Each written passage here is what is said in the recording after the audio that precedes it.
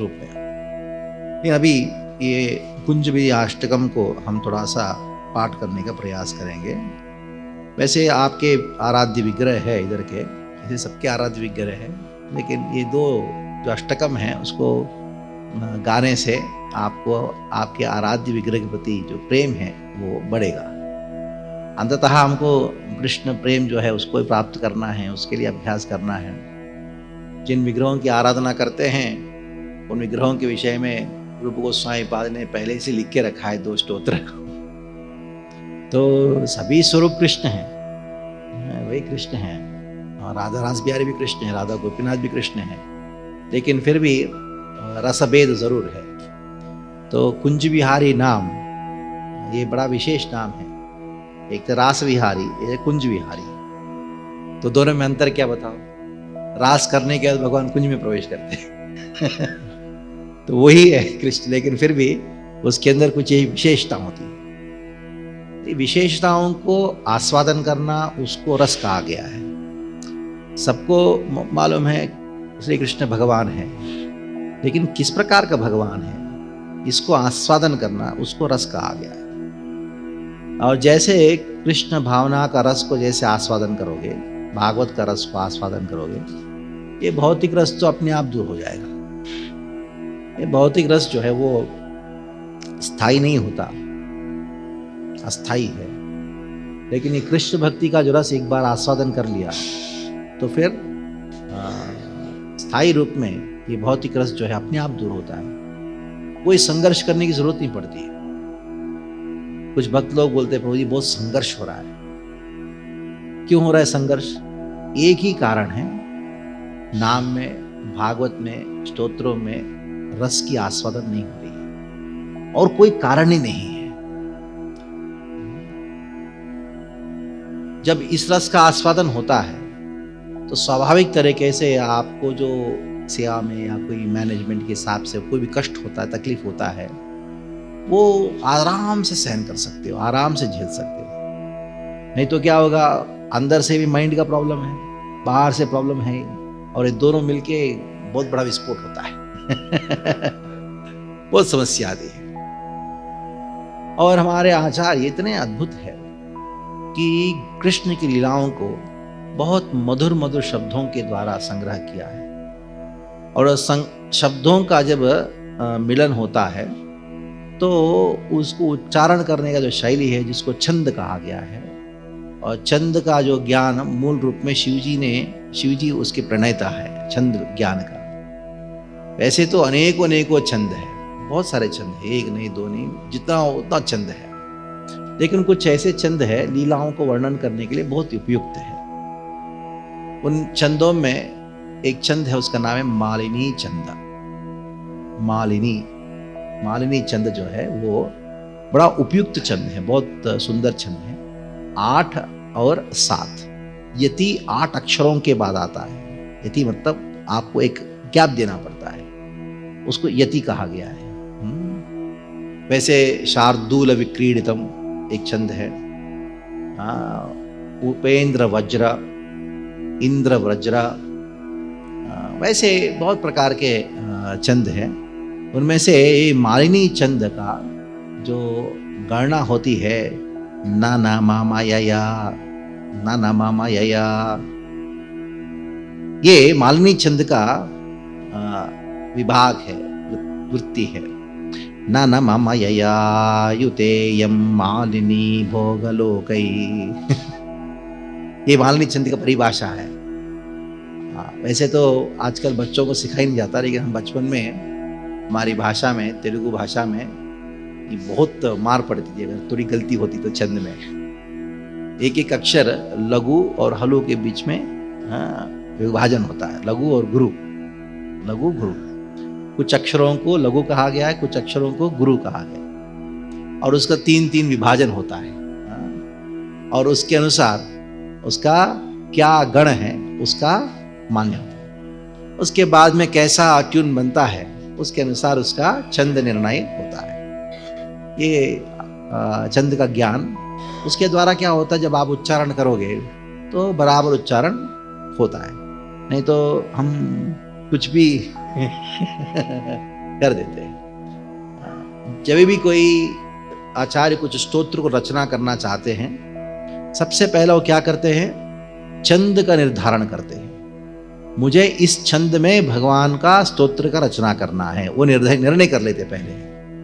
वो निर्णय करने के बाद वो स्वाभाविक तरीके से उनमें वो स्फूर्ति होती है, अक्षर स्वाभाविक तरीके से आता है, नेचुरल फ्लो आता है। तो संकल्प लेते हैं कि ऐसा, माने रूप गोस्वामी ने सोचा कि प्रभु आज मैंने इस आपको मालिनी छंद में मैं आपको स्तोत्र करना चाहता हूँ।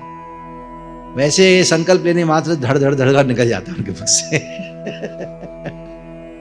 हाँ, ऐसा आधुनिक संगीतकार क्या करते, कुछ भी लिख देते, बाद में उसको फिट करते कोई ट्यून में, फोर्स फिट करते, इसलिए हाँ हूँ क्या क्या तो चलता रहता है। ये वैदिक विद्वान, ये संगीतकार जो भी होते हैं, उनमें कवियों में ये आधुनिक वेस्टर्न अप्रोच में बहुत अंतर है। वेस्टर्न अप्रोच क्या है, कुछ गीत लिख दिया, कुछ तो लिख दिया, बाद में जबरदस्ती उसको ट्यून देना पड़ता है, क्या क्या तो करना पड़ता है। तो इसलिए गिटार नहीं आया, वो सब चलता है, क्योंकि कोई फिक्स्ड परिभाषा, कोई साइंस नहीं है। ये वास्तविकता में साइंस है।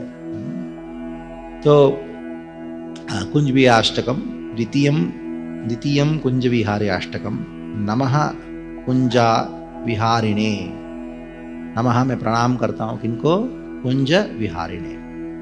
तो आप देखो एक एक लाइन में 15 अक्षर है। जैसे पहला लाइन एक थोड़ा सा परिचय मात्र के लिए 15 अक्षर है। आवीराता राती बंधु, पहला 8 हो गया, उधर रुकना पड़ेगा। अविरत राति बंधु, रुकना पड़ेगा। बाद में स्मेरता बंधुरश्री, स्मेरता बंधुरश्री, कितना हुआ 7, टोटल कितना हुआ 15। तो ये मालिनी छंद में कितने होते हैं, 15 अक्षर होते हैं। जति कहाँ है, 8 के बाद, 7 नहीं, 8 के बाद, 8 के बाद। अविरत रति बंधु स्मेरता बंधुरश्री, बोलिए।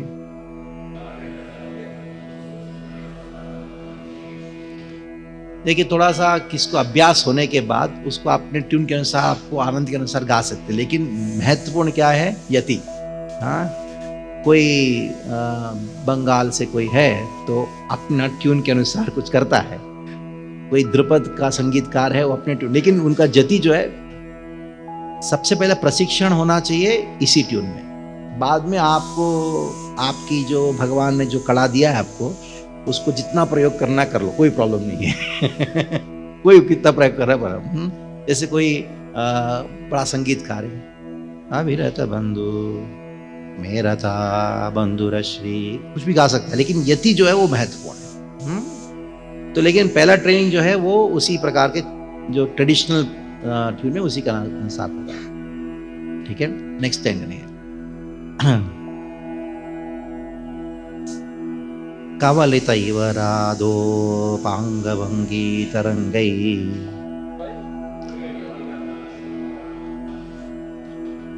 भंगी तरंगै मुदित वदन चंद्रस, बोलिए। चंद्र का पीडधारी मुदिर मधुर कांतिर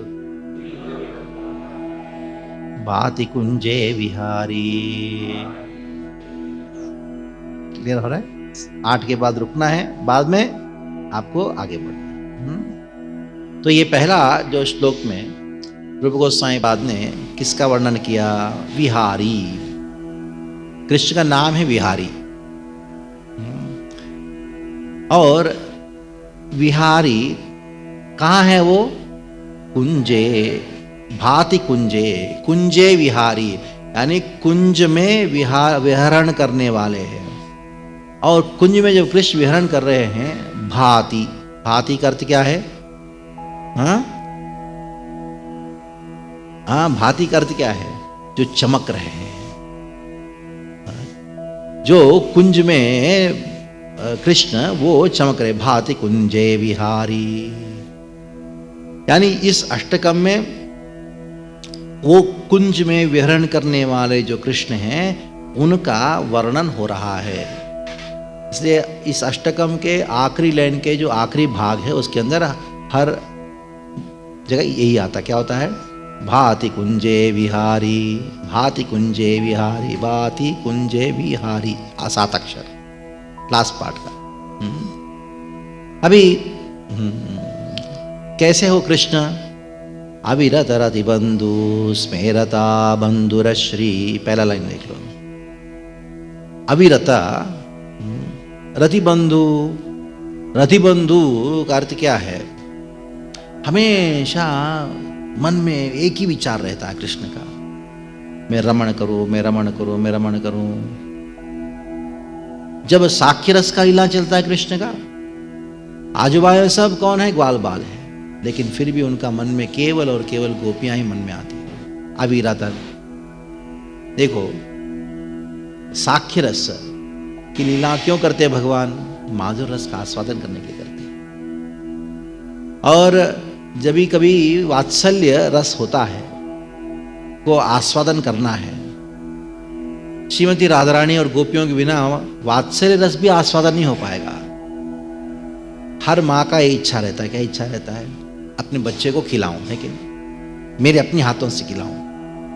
लेकिन यशोदा जब सोचती है मैं अपने हाथों से खिलाऊं, अच्छा नहीं, मेरे से पता नहीं क्या होगा, लेकिन राधा रानी को बुलाना पड़ेगा। तो वात्सल्य रस का भी पूर्णता माधुर रस से होता है, और साक्ष्य रस का पूर्णता भी माधुर रस से होता है। इसलिए कुंजे विहारी, अविरता शब्द इस्तेमाल किया गया। क्यों अविरता? कृष्ण कहीं भी हो, कुछ भी हो, भले यशोदा के सामने है, नंद महाराज के सामने है, गोप बालों के साथ आजू बाजू में आवृत होती गोचरण लीला कर रहे हैं, इनका मन में केवल और केवल श्रीमती राधा रानी गोपियां, और कोई दिखाई नहीं पड़ते। और बंधुरा, बंधुरा शब्द के द्वारा सूचित किया जा रहा है कि उनका सौंदर्य, उनका सौंदर्य अविरत बंधु, सौंदर्य बढ़ते जाता है। क्यों बढ़ते जाता है? जैसे श्रीमती राधा रानी का स्मरण करते हैं और गोपियों का स्मरण करते हैं, कृष्ण के सौंदर्य जो है वो बढ़ता जाता है। और उनका कवलित इव राधा पांग भंगित तरंगई, वैसे जब श्रीमती राधा रानी तिरछी नजर से राधा अपांग भंगी, अपांग का अर्थ क्या है? तिरछी नजर से जब कृष्ण को देखते हैं तो क्या होता है? उनका जो मुदिता वदन चंद्रस, चंद्र का पीड़धारी, मुदिता वदन चंद्र, श्रीमती राधा रानी का जो मुख किस प्रकार का है? चंद्र के समान है। और मुदित मधुर कांते भाति कुंदे कुंजे विहारी,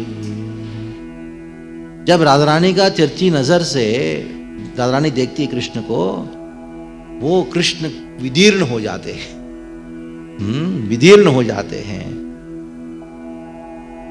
मुदिता वदन चंद्रस, चंद्र का पीड़धारी, मुदिता चंद्र यानी चंद्र किस प्रकार का चंद्र है? वो चंद्र जो बहुत आनंद में है, और उनके सर पे कौन सा है? किसके द्वारा सुसज्जित है? मोर पंख के द्वारा सुसज्जित है। और मुदिरा, उनका जो सुंदरता जो है घने बादल से भी बहुत सुंदर है। मुदिरा मतलब घने बादल से, मुदिरा मधुर कांतिर, मुदिरा मधुर कांति, घने बादल का जो कांति है उससे भी अद्भुत कांति से कृष्ण चमक रहे हैं। ये पहला श्लोक का आशय ये है, ये बताना चाहते हैं भले कृष्ण कितने भी सुंदर क्यों ना हो, श्रीमती राधा रानी का तिरछी नजर से उनका सौंदर्य जो है वो विदीर्ण हो जाता है, वो नर्वस हो जाते हैं, हड़बड़ा जाते हैं। भले ही इधर कृष्ण का सौंदर्य का वर्णन हो रहा है, लेकिन फिर भी उनका सौंदर्य जो है श्रीमती राधा रानी के जो तिरछी नजर काफी है उनको। एक बड़ा सुंदर स्तोत्र है, उसका नाम है राधा रस सुधा निधि, राधा रस सुधा निधि। उसके अंदर तो ऐसे ऐसे श्लोक है, पूछो मत। जिसके अंदर कहा गया है कि श्रीमती राधा रानी के जो शरीर है उसके द्वारा थोड़ा सा स्पर्श होके जो वायु निकलती है, उस जब वो कृष्ण उसको स्पर्श, वो वायु स्पर्श करती है तो तुरंत वो भी हड़बड़ा जाते हैं कृष्ण। ऐसे अनेकों अनेकों स्तोत्र ऐसा। आगे दूसरा वाला श्लोक पे जाएंगे। तट सुशिर घनानाम रागमादद्धभाजाम जनयति तरुणीनां मंडले मंडितानां तटभुवि नटराजा क्रीडया भानुपुत्र्या विदधदतुलचारैर्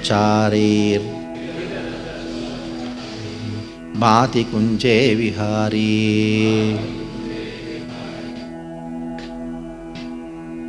तट सुशिर घनानां रागम आदद्धभाजां जनयति तरुणीनां मंडले मंडितानां तटभुवि नटराजा क्रीडया भानुपुत्र्या विदधत अतुलचारीर भाति कुंजे विहारी।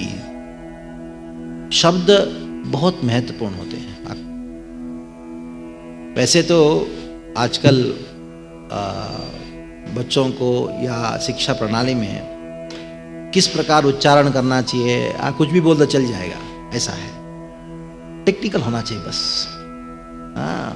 साइंस में टेक्निकल वर्ड्स होना चाहिए, कुछ भी लिखो चलेगा, ग्रामर वामर कोई आवश्यकता नहीं है।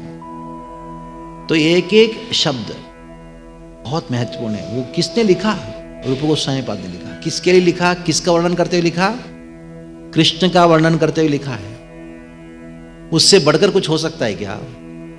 खाली इन शब्दों को पढ़ने मात्र से हमको भक्ति प्राप्त होती है। खाली पढ़ने मात्र से, उच्चारण करने मात्र से। उसका अर्थ जानो तो रसास्वादन है।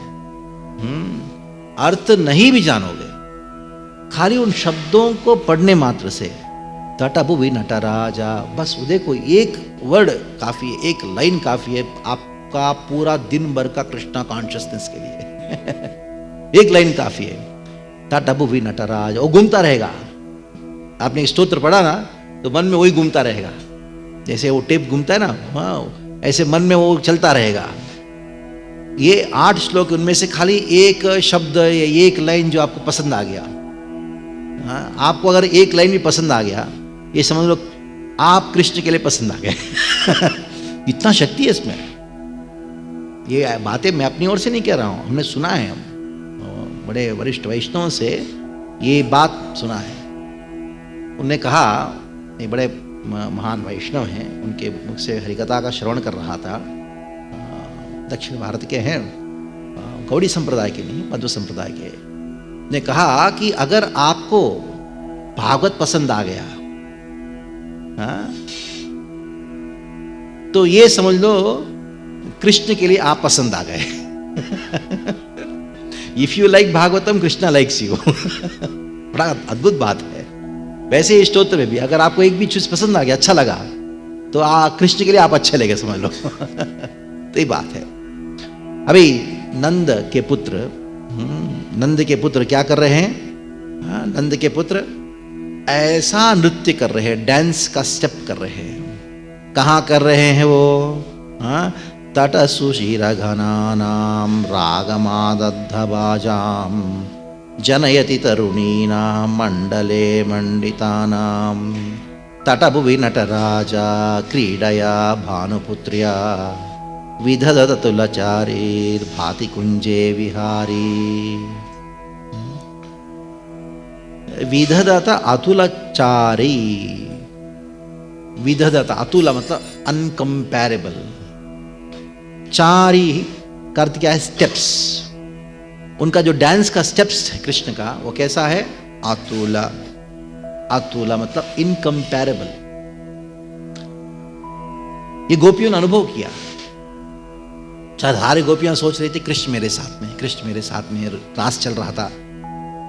कुंज विहारी यानी कुंज में प्रवेश करना, कुंज की लीलाएं रास के बाद होता है, ठीक है। गोपियों ने इसको अनुभव किया और रूप गोस्वामी पाद रूप मंजरी उसको रूप गोस्वामी ने अनुभव किया। हमको लग रहा था कृष्ण अपने आप को विस्तार किए रास में, लेकिन भले ही शास्त्र इस बात को कहता है कि कृष्ण ने सारे गोपियों के बीच में, 2 गोपियों के बीच में कृष्ण है, उन्होंने विस्तार किया, जितनी गोपियां उतना कृष्ण रूप विस्तार किया, सारे गोपियां समझ लें कृष्ण मेरे साथ में ही है। लेकिन वो भांति, वो खाली लग रहा था। श्रील विश्वनाथ चक्रवर्ती ठाकुर पाद कहते हैं कृष्ण ऐसा नृत्य कर रहे थे, इतना स्पीड से नृत्य कर रहे थे कि ऐसा लग रहा था कि सारे गोपियों को कृष्ण मेरे साथ में है। कितने, वैसे महारास में तो करोड़ों गोपियां हैं। अब देखो कृष्ण किस प्रकार के डांसर हैं। वैसे हम शिव जी को कहते हैं, क्या कहते हैं? नटराज। लेकिन वास्तविक नटराज कौन है? ये तो विदतत अतुलचर्येर नटराज क्रीडया, नटराज क्रीडया। कहां क्रीड़ा कर रहे हो? तटा, किसके तट पे? यमुना के तट पे वो क्रीड़ा कर रहे। विदतत अतुलचारेर भाति कुंजे विहारी। जब नृत्य कर रहे हैं, गोपियां क्या कर रही है? गोपियां क्या कर रही है? वो संगीत को गा रही है। किस प्रकार, कैसे संगीत गा रही है? वाद्य सामग्रियों के साथ में संगीत को गा रही है। तटसु शीरघनानां रागमादद्धभाजाम, रागमादद्धभाजाम, अनेकों सुंदर सुंदर रागों के द्वारा आदद्धभाजाम। आदद्धभाजाम का अर्थ क्या है? भाजा मतलब बजाने वाले, मृदंग और वीणा, बांसुरी, करताल, इन सब के साथ संयुक्त होते हुए गोपियां अनेकों रागों में गा रही है और कृष्ण उस राग के अनुसार नृत्य कर रहे हैं। हमारा नृत्य तो फ्रीलांसिंग होता है, चलता है कुछ भी कैसे भी नृत्य करो, लेकिन नृत्य शास्त्रीय होना चाहिए। हाँ ठीक है, ठीक है। अभी हमको चैतन्य महाप्रभु ने सब कुछ सरल बना दिया है। दोनों हाथ उठा के पैर को इधर उधर करते रहो, चले हो जाएगा प्रसन्न हो जाएंगे। लेकिन कृष्ण नृत्य करते हैं तो उनका नृत्य जो है वो शास्त्र के अनुसार होता है उसी से शास्त्र निकलता है और हमको उसके अनुसार नृत्य करना होता है। इसका स्टेप्स जो है उसका राग के अनुसार उसका होना चाहिए। और जो तट का अर्थ क्या है कि वो वाद्य सामग्री जिसके में स्ट्रिंग्स होते हैं, जैसे वीणा इत्यादि, तंबूर, वीणा इत्यादि। आन धम, आनद्धम का अर्थ क्या है? ड्रम्स, धम धम बजने वाला है। और सुशीरा का अर्थ है कि फ्लूट, यानी हवा से, वायु से बजने वाले जो है उसको कहा गया है सुशीरा। और काम्स्य, काम्स्य का अर्थ है कि वो जो करताल जो कांस से होता है ना, कांस से मतलब ब्रास से होता है, वो चीज़ें जैसे इत्यादि, करताल इत्यादि जो बीट को मेंटेन करता है। इसलिए करताल बहुत महत्वपूर्ण है। अगर करताल थोड़ा सा गड़बड़ हो गया तो फिर सब गड़बड़ हो जाता है। वो ताल मेंटेन करता है उसका। तो ये गोपियां जो है मंडिता नाम शब्द आया, कौन सा है? जनयति तरुणी नाम मंडले मंडिता नाम जनयति। और ये जो म्यूजिक चल रहा है और कृष्ण क्यों नृत्य कर रहे हैं? कोई कहे म्यूजिक की वजह से नृत्य कर रहे हैं, ऐसा नहीं था। ये तरुणियों को देख के कृष्ण में उनको रमण करने की आनंद से नृत्य कर रहे हैं इसलिए कहा गया है भले वो लोग बजा रहे हैं लेकिन कृष्ण जो है वो म्यूजिक के अनुसार तो कर रहे, अलग बात है, लेकिन उनके हृदय में नृत्य का आनंद का कारण क्या है? जनयति तरुणी नाम मंडले मंडिता नाम। तो ये जितने भी गोपियां हैं और कृष्ण वो अलंकृत है। कैसे अलंकृत है? ऊपर से नीचे तक फूलों की माला के द्वारा वो अलंकृत है। अभी जाएंगे आगे 30 श्लोक में। शिखिनिकलितसज्जे कोकिले पञ्चमाध्ये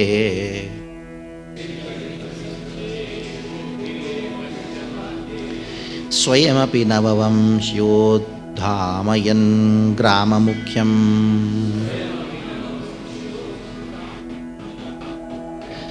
धृतमुगमदगन्धा शुष्टुगान्धारसंज्ञाम्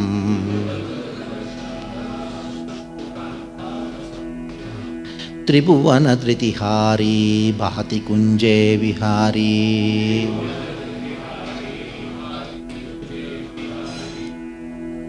तो क्या कृष्ण को गोपियों के अलावा और किसी को आनंद नहीं दे रहे क्या? हाँ, आनंद दे रहे, सबको आनंद दे रहे।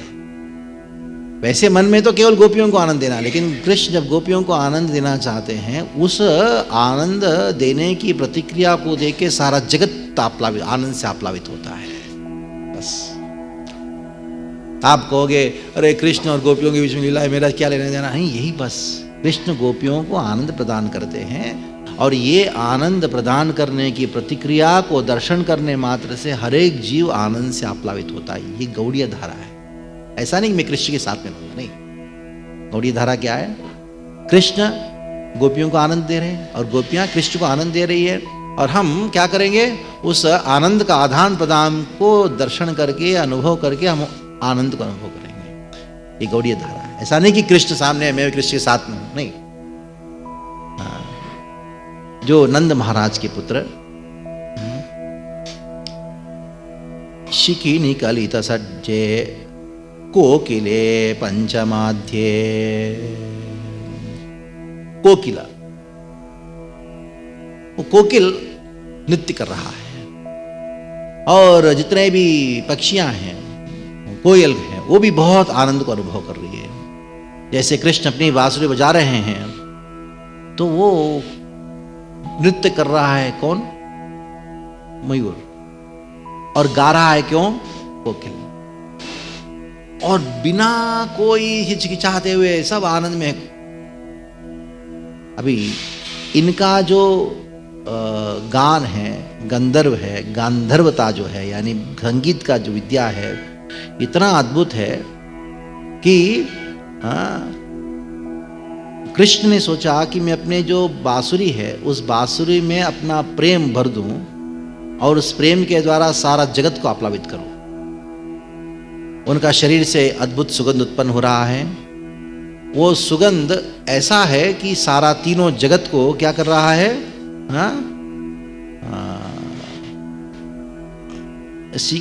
शिखिनिकलितसज्जे कोकिले स्वयमपि नववंशोद्धाम ग्राममुख्यां धृतमुगमदगन्धा शुष्टुगान्धारसज्जां त्रिभुवनधृतिहारी। त्रिभुवनधृतिहारी, तीनों लोकों में धृति का अर्थ है कि गंभीरता, भद्रता, उसको हरण करने वाला। जैसे आप गंभीरता से रोड से चल रहे हो, जैसे आपको कृष्ण की बांसुरी सुनाई पड़ेगी, ध्वनि सुनाई पड़ेगी, पागल हो जाओगे, इधर उधर भाग जाओगे, मदमत हो जाओगे। जब ये कृष्ण की बांसुरी की ध्वनि, कृष्ण के शरीर से जो सुगंध है, वो गोपियों को मदमत कर सकता है, तो साधारण जीव को क्यों नहीं कर सकता? इसलिए त्रिभुवनधृतिहारी भाति कुंजे विहारी। केवल गोपियों का नहीं, त्रिभुवना, तीनों लोकों के जो जीव है, उनका धृति, उनकी दृढ़ता जो है, उनकी जो गंभीरता है, उसको हरण करने वाला है। वैसे तो पागल होना ही है, तो क्यों ना कृष्ण के जो लीलाएं हैं उनको श्रवण करके, कृष्ण का जो सौंदर्य है, इनका श्रवण करके पागल क्यों ना हो जाए। ये बात।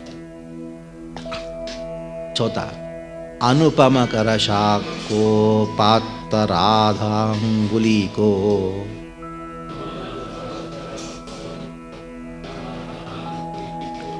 लघु लघु कुसुमानां पर्यटन वाटिकायां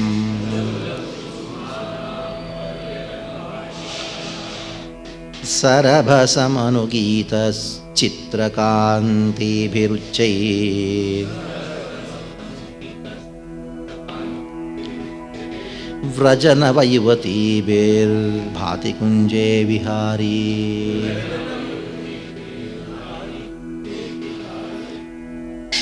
कृष्ण विचरण कर रहे हैं, कौन से कुंज में जाएंगे, कहाँ जाएंगे, कैसे करेंगे, विचार कर रहे हैं। तो तुरंत उन्होंने क्या किया, अनुपम कर शाखा शाखा शाखा कर सखा कर, हाथ के सखा कौन होते, उंगलियां।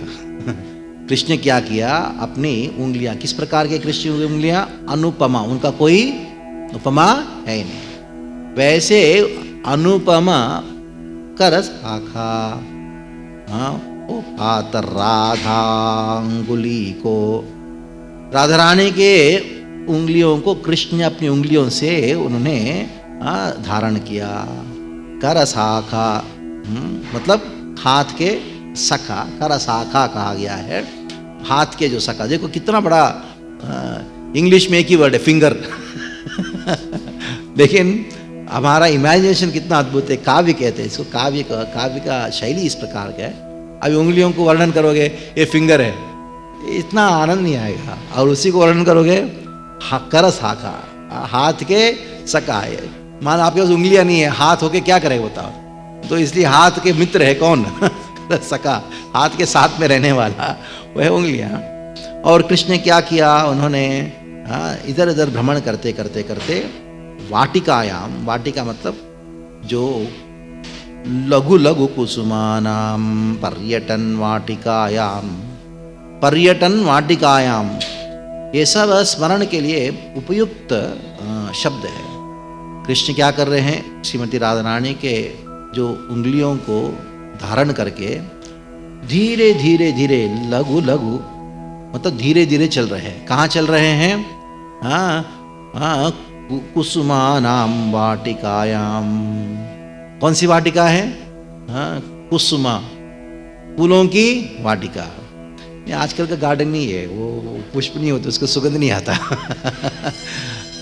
ऐसे एक कृष्ण भ्रमण कर रहे हैं। और उस समय क्या हो रहा है, सरभसमनुगीता चित्रकंठी विरुच्चै, उच्च आवाज से जितने भी गोपियां हैं वो क्या कर रही हैं, राधा की सखियां जो है वो गान कर रही है। उनका गान सुन के कृष्ण अचंभित हो गए। राभासा व्रज युव युवती भेद भाति कुंजे विहारी, सरभ समानुगीता चित्रकंठी विरुच्चैर। कंठी विरुच्चै, जोर जोर से आनंद के साथ गोपियां गा रही है। जैसे राधा कृष्ण का मिलन हुआ, मिलन होते ही जैसे कीर्तन होता है ना, धीरे धीरे शुरू होता है और लास्ट में थोड़ा उच्च स्वर में होता है ना, वैसे गोपियां आनंद को व्यक्त कर रही है। क्योंकि कृष्ण ने क्या किया, श्रीमती राधा रानी का उंगलियों को उन्होंने धारण किया। राधा रानी का जो कौन सा हाथ की उंगलियों को धारण किया कृष्ण ने, कौन से हाथ की उंगलियों को धारण किया, राधा रानी के जो दाएं हाथ है, राइट हैंड के उंगलियों को कृष्ण ने अपने लेफ्ट हैंड से पकड़ा। क्यों, कहाँ कृष्ण कहाँ है, नहीं साथ साथ में देखो ना सामने सामने थोड़ी ना होता है, साइड में ना।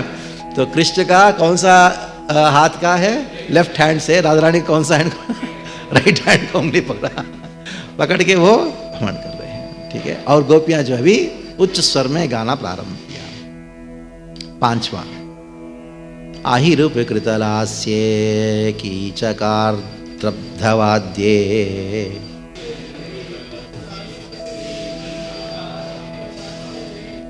व्रजगिरितटरंगे भृंग संगीत भाजी,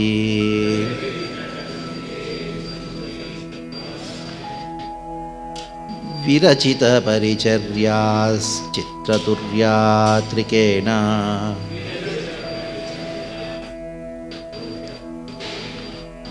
स्तिमित करणवृत्तिर्भाति कुंजे विहारी।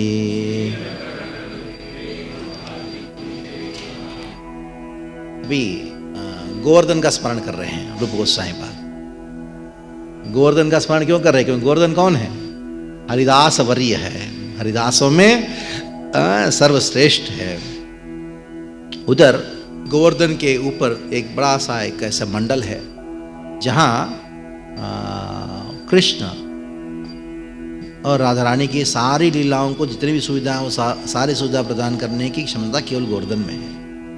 यानी कृष्ण क्या किया, श्रीमती राधा रानी का उंगलियों को धीरे धीरे से कहाँ पहुँचे, गोवर्धन के ऊपर पहुँचे।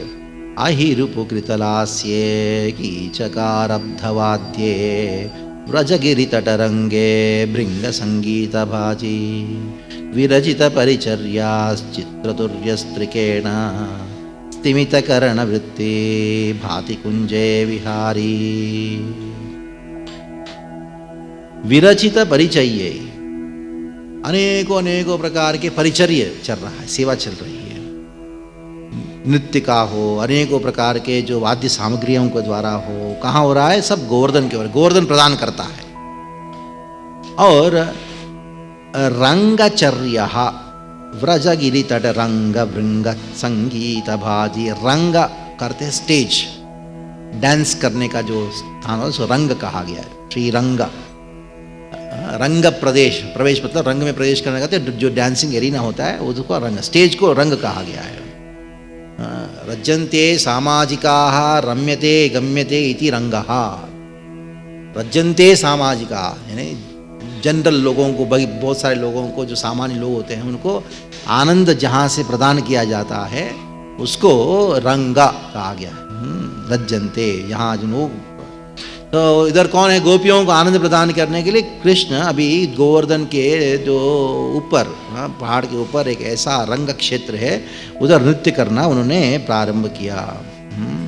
लास्ट ये उधर कृष्ण ने नृत्य करना प्रारंभ किया।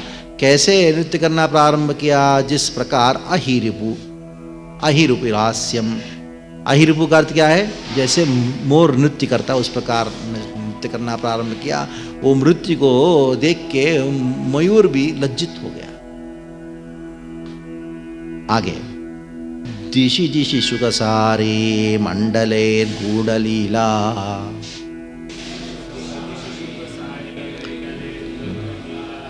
प्रकटमनुपट्टाब्धेर्निर्मिताश्चर्यपूरः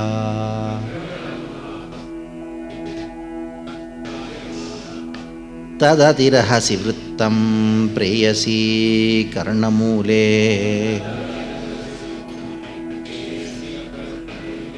स्मितमुख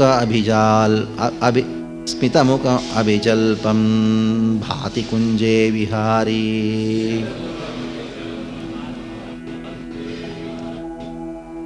तभी सुखसारी, सुख और सारी दो पक्षियां हैं, दो तोते हैं।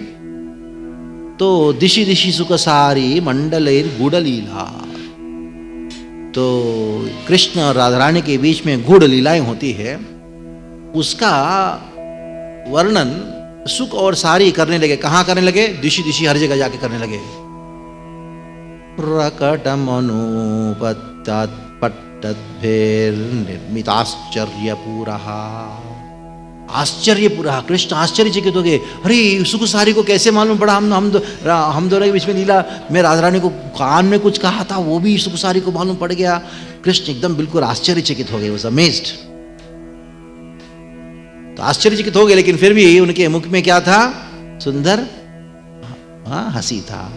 तद अतिरहसि वृत्तम, अतिरहसि वृत्तम प्रेयसी कर्णमूले, तद अति रहस्य वृत्तम, वो बातें जो प्रेयसी राधा रानी के कर्णमूले, कान में उन्होंने कृष्ण कहा था, वो कोई नहीं थे, कुछ भी नहीं मालूम, किसी को नहीं मालूम था, लेकिन इनको मालूम पड़ गया। इसको देख के सुख सारी को ये गुह्य बातें मालूम है और वो हर जगह जाके प्रचार कर रहे हैं। इस बात को करके कृष्ण एकदम बिल्कुल आश्चर्य को अनुभव करें, और आश्चर्य को अनुभव करके उन्हें हंसा, ठीक है जाने दो, बोले क्या जाता है, और हंसने लगे।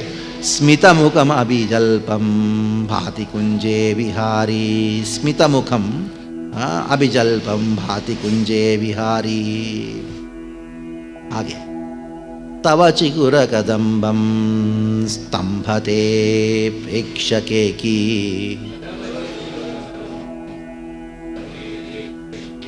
नयन कमल लक्ष्मीर्वंदते कृष्ण सारः,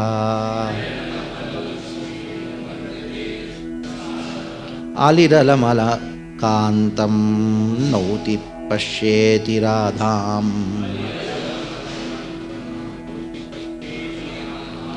सुमधुरमनुशर्मन् शं भाति कुंजे विहारी।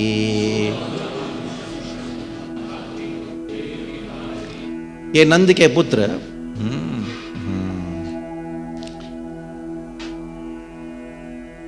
राधा रानी का गुणगान कर रहे हैं। कैसे गुणगान कर रहे हैं? डायरेक्टली नहीं, इनडायरेक्टली कर रहे हैं। हमारे साहित्य में एक विभाग है, उसका नाम है अलंकार। अलंकार कौस्तुभ करके ग्रंथ है, जिसके अंदर मेटाफर्स, सिमिली, एग्जाम्पल्स सब दिया है। अनेकों प्रकार के अलंकार है। वास्तविकता में अलंकार शास्त्र में हमारा प्रशिक्षण होना चाहिए, तभी रस में प्रवेश कर सकते हैं। देखिए, रस ग्रंथों का विशेषता क्या है कि कोई भी चीज डायरेक्ट नहीं होता है। अगर डायरेक्ट होता है तो फिर उसका रस खत्म हो जाता है। अगर आप जाओ किसी के पास, आप बोले एक युवक है, युवती के पास कहा I love you, you love me, रसास्वादन नहीं होता उसमें। सब कुछ इनडायरेक्ट होना चाहिए।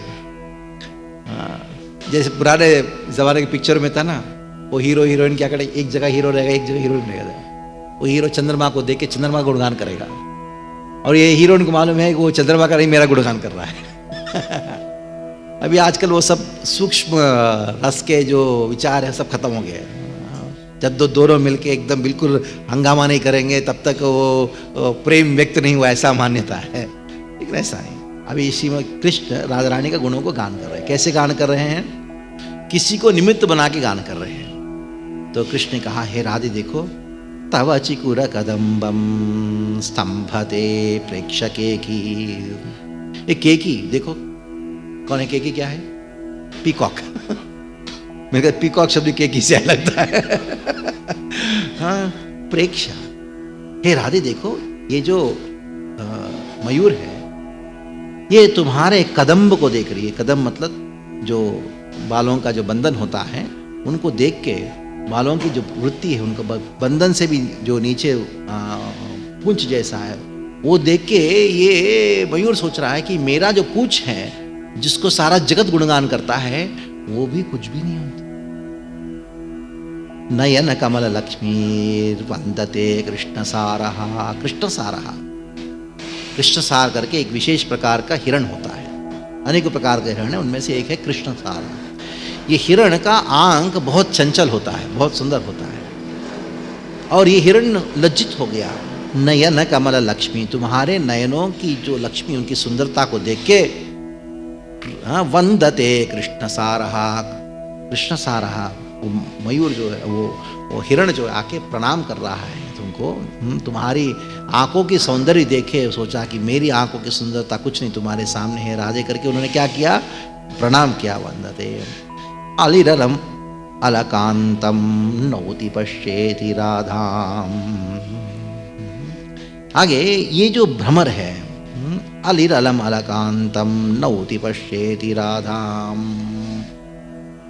ये जो भ्रमर है वो भी नौती, वो भी स्तुति कर रहे हैं तुम्हारी। हे राधे देखो, किसको देख के? हाँ, किसको देख के? अलकानाम। अलका मतलब जो बालों के, गुंडराले बालों का जो आवरण है, वो इतने स्निग्ध है और इतने चंचल हो रहे हैं। तो भ्रमर ने सोचा कि मेरा जो बी हाइव है, हाँ, और मैं जिस प्रकार भ्रमण करता हूँ करके, वो भी उसके सामने फीका पड़ गया। इसलिए भ्रमर भी तुम्हारे जो गुंगराले बाल हैं, अलकानाम नौति पश्येति राधाम, हे राधे पश्या इति, इसको देखो, दर्शन करो। सुमधुरमनु शम भाति कुंजे विहारी। सुमधुरमनु शम, इस प्रकार मधुर मधुर वचनों के द्वारा कृष्ण राधा रानी का गुणों को गान कर रहे हैं। आगे, मदन तरल बाला चक्रवाले न विश्रक,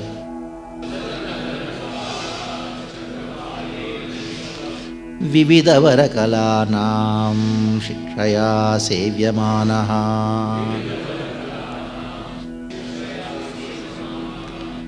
सकलितचिकुरे चिकुरवेशे स्कन्धदेशे प्रियाया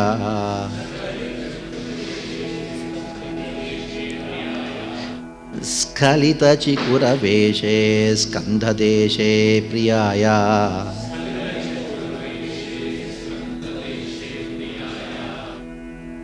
प्रतिहत बाहुर्भाति कुंजे विहारी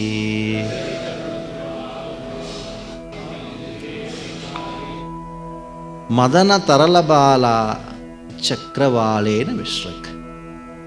विश्वक करते पूर्ण भक्ति के साथ में चक्रवालेन जितने भी बाला जितने भी गोपियां हैं गोपियों का जो वृंद है वो मदन तरल यानी राधा कृष्ण की जो विहितम लीलाओं में वर्धन करने के लिए क्या किया उन्होंने गान करना प्रारंभ किया और कृष्ण को शिक्षा दे रहे। क्या शिक्षा दे रहे? विविध वर कला नाम, क्योंकि राधा रानी की सौंदर्य को देख के कृष्ण स्तब्ध हो गए। अब ये सारे जितने भी गोपियां हैं जाके कृष्ण को शिक्षा दे रहे। देखो कृष्ण ये आए हो इधर लीला करने के लिए, ऐसे स्तब्ध हो गए क्यों खड़े हो? हाँ, विविध वर कला नाम शिक्षया सेव्यमानः स्खलितचिकुरवेशे स्कंददेशे प्रियाया। स्कंददेशे प्रियाया, कृष्ण क्या क्या स्कंद देश है उनके प्रिय राधा रानी के स्कंद देश मतलब भुजाओं के ऊपर उन्हें अपने हाथ को उन्होंने रखा और प्रतीत पृतुल बाहुर भाति कुंजे विहारी। ऐसे कुंजे विहारी कुंज में प्रज्वलित होने वाले प्रकाशित होने वाले कृष्ण को हम प्रणाम करते हैं। और आखिरी श्लोक में श्रुति फल यानी इसको श्रवण करोगे क्या फल प्राप्त होगा? इदम अनुपम लीला हारि कुंजे विहारी स्मरण पदमदीते तुष्टधीरष्टकं यः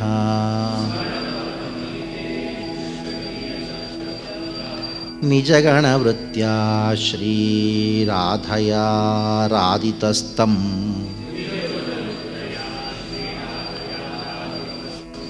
नयति निजपदाब्जं कुञ्जसम्माधिराजः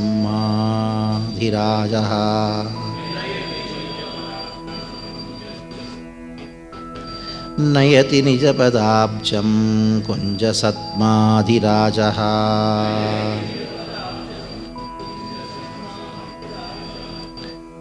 कुंज सद्मा अधिराजः, कृष्ण कौन है? कुंज के राजा है, अधिराजः, जो राधा रानी के द्वारा नयति निज पदाब्जम राधा रानी के द्वारा सुसेवित है। राधा रानी के साथ में कौन है? अनेकों अनेकों गोपियां हैं। कृष्ण क्या करते हैं? जो व्यक्ति ये अष्टकम को गान करता है नयति निज पदाब्जम, उनको अपने चरण कमलों में लेके आते, पास लेके आते। कौन किसको? जो तुष्टधीर अष्टकम यहाँ स्मरण पदम अदीते, ये अष्टक को जो गान करता है, हाँ अदीते मतलब जो उच्चारण करता है, तो उधर कृष्ण उस व्यक्ति को उस कुंज में लेके आते हैं। ये अष्टकम का विशेषता है। जो भी इस अष्टकम को पढ़ता है, कृष्ण जो कुंज के अधीश्वर है, उस भक्त को उनके चरण कमलों तक लेके आते हैं। इस प्रकार ये जो अष्टकम का वर्णन हुआ, ये बहुत ही आनंद प्रदान करता है कृष्ण को। पदम और उनके ये अष्टकम में जो लीलाओं का वर्णन है उस लीलाओं का कोई तुलना नहीं है, क्योंकि ये जो लीलाएं कृष्ण का जो है वो किसके संबंध में है? श्रीमती राधा रानी और गोपियों के संबंध में है। जो स्मरण करता है इस प्रार्थनाओं को, इन लीलाओं को, कृष्ण जो राधिका के द्वारा आराध्य है वो निश्चित रूप में वही स्थान को प्राप्त करता है जहाँ ये लीला का वर्णन हुआ है, कुंज को प्राप्त करता है। ये ऐसा का श्रुति निज गण वृत्त्या श्री राधिकाय राधितस्तम निज गण वृत्त्या, उनके निज गण, राधिका के निज गणों के साथ में कृष्ण की आराधना कर रही है। नयति निज पदाब्जम, नयति निज पदाब्जम, पदाब्जम तो क्या? उनके चरण कमलों में उस लिखे। तो ये अष्टकम को स्मरण पदम अधीते, स्मरण करना चाहिए। पदम अधीते, हर एक पद को उसको अधीते मतलब पाठ करना चाहिए, उच्चारण करना चाहिए। जो करता है उसको ये फल प्राप्त होता है। तो ये कुंज विहारी मंदिर है। और भारत में, विश्व में बहुत सारे गोपीनाथ मंदिर है, गोविंद मंदिर है, लेकिन कुंज विहारी कितने हैं? पूरा विश्व में इस्कॉन में कहीं है कुंज विहारी मंदिर? एक ही है। हाँ? कहीं और है? जैसे में है क्या? जैसे में देखना पड़ेगा आपको। मुझे तो नहीं मालूम, लेकिन गोविंद जी मंदिर बहुत है कि नहीं? गोपीनाथ जी बहुत है विग्रह, लेकिन कुंज बिहारी पता नहीं कौन नाम रखा है इधर का। किस नाम का बड़ा विशेष है।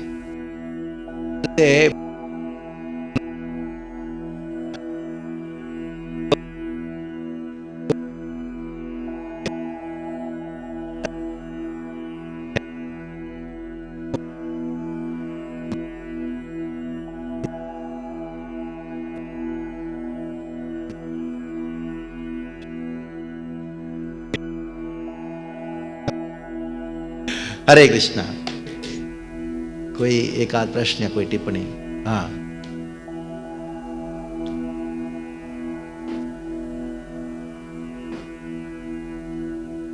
कृष्णा महाराज, बहुत बहुत धन्यवाद बहुत मधुर प्रवचन के लिए।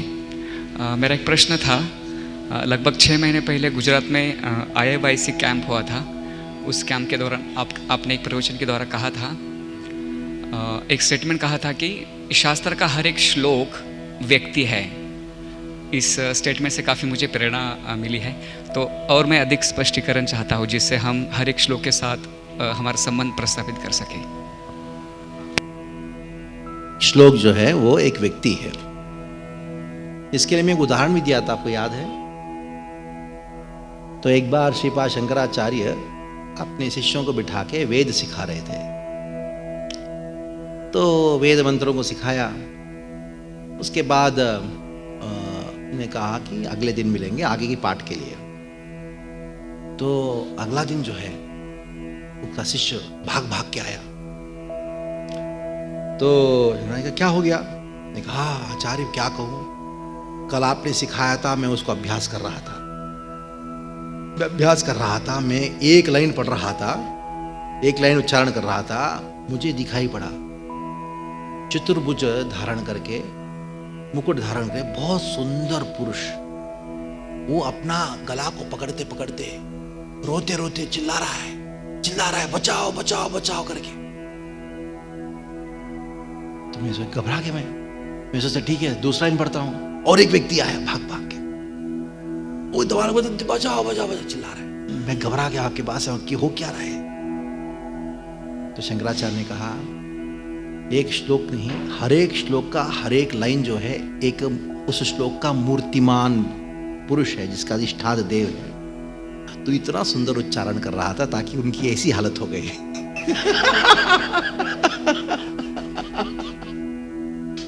उनकी ऐसी हालत हो गई तो बचाओ बचाओ करके आ रहे हैं। तो ये उनसे पर्सन एवरी श्लोक। अभी उसका एक लीला के हिसाब से मैंने आपको बताया, तो उसका प्रमाण भी देना चाहिए कि नहीं? प्रमाण है भागवती प्रमाण है 10 स्कंद में, जो श्रुति मंत्रों का मूर्तिमान स्वरूप उनका द्वारा स्तोत्र, the prayers of the personified Vedas, है ना चैप्टर। हाँ, आप मुझे आशीर्वाद दो, मेरा 20 साल का प्रयास है उसको पढ़ने का, लेकिन हो नहीं पा रहा है। बहुत दुर्गम है, बहुत मुश्किल है उसको पार करना, बहुत मुश्किल है। वो महासागर जैसा है। एक श्लोक पढ़ता हूँ, उसके बाद में कभी और कर लेते, क्योंकि वो पार नहीं हो पा रहा, ये आगे जा ही नहीं पाया। श्रुति वो स्तोत्र गाने से, Veda, the prayers of the Vedas personified, उसके भागवत में उसको स्थान दिया, उसके वजह से वो सब गोपियां बने, उनको श्रुतिचरी गोपियां था। क्यों? उस स्तोत्र में उन्होंने प्रार्थना किया। क्या प्रार्थना किया? गोपियों के पदचिन्हों में चलना है करके उनको प्रार्थना किया। तो they are the personified Vedas, that means every line of the Veda, हर एक लाइन जो है वेद का, वो एक व्यक्ति है। They are persons. बाकी सब बातों छोड़ो, हर चीज के पीछे एक व्यक्तित्व है। मृदंग के पीछे एक व्यक्तित्व है। हमारे लिए वो मिट्टी से बना है, लेकिन एक व्यक्ति है। Everything ours is a personal philosophy. जैसे आंख के पलक है, उसके पीछे अधिष्ठात देवता होता है, दिशाओं का अधिष्ठात देवता, काल के अधिष्ठात देवता हैं हर चीज के। जैसे एक अष्ट प्रहर है, अष्ट प्रहर के एक प्रहर में 3 घंटा, 2 मुहूर्त होता है, तो एक मुहूर्त का और एक, तो वैसे हर डिवीजन का एक। बाकी बात तो छोड़ो, मान लो कि आपने 1 एकड़ का जमीन लिया, स्क्वायर जमीन लिया, ठीक है, उसका अधिष्ठात देवता, और उसको आपने 2 भाग किया तो 2 देवता होते हैं। हाँ, ये बहुत सूक्ष्म विज्ञान है, क्योंकि हमारा प्रशिक्षण और हमारा आहार उस प्रकार का नहीं है, इसलिए उसको समझना बहुत मुश्किल होता है। पहले लोगों को कृष्ण एक व्यक्ति है उसको समझना बहुत आसान था। क्यों? क्योंकि वो खेत में काम करते तो उनको मालता, और बारिश आते तो इंद्र उसके पीछे एक व्यक्ति है। हाँ, और कोई एक घर का जो चौखट होता है ना, वो भी एक व्यक्ति है उनके लिए। सो पर्सनलिज्म वॉज नेचुरल।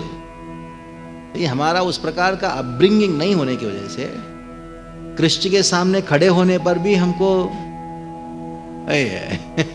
समस्या, because we don't have the upbringing like that. उस प्रकार का विचारधारा नहीं है। okay? ये बात है। Everything is a person, shlokas are persons. जब आप श्लोक पढ़ते हो, उस व्यक्ति को प्रसन्न कर रहे हो। उस व्यक्ति को प्रसन्न करने से आशीर्वाद प्राप्त होता है। इसलिए मूल पाठ के ऊपर ध्यान देना चाहिए। क्या है सब श्लोक को छोड़ा? You should have understanding. ये वैदिक विचारधारा नहीं है। वैदिक विचारधारा क्या है? अंडरस्टैंडिंग के भाड़ में है। सेवा सर्विस। क्योंकि आप कभी अंडरस्टैंड कर ही नहीं कर सकते हो। You cannot. What you can do is only serve. You cannot understand. At least understand that you cannot understand. What you can do, हमारे हाथ में क्या बताओ? सेवा करना हमारे हाथ में, वही कर सकते। समझने का प्रयास मत करना, सेवा करने का प्रयास। नित्यम भागवता, किसका सेवा कर रहे हो आप? जब श्लोकों को पढ़ते पढ़ते उन श्लोकों का अधिष्ठाता देवियां देवता होते, उनका सेवा कर रहे हो। सेवा तो एक खाली अक्षरों का नहीं होता है ना, या शब्दों का नहीं होता है ना, एक व्यक्ति का होता है सेवा। हाँ? एक स्तंभ है, ठीक है, मंदिर में स्तंभ होते हैं ना, हाँ, वो क्या पत्थर से बनता है? नहीं, वो एक देवता है।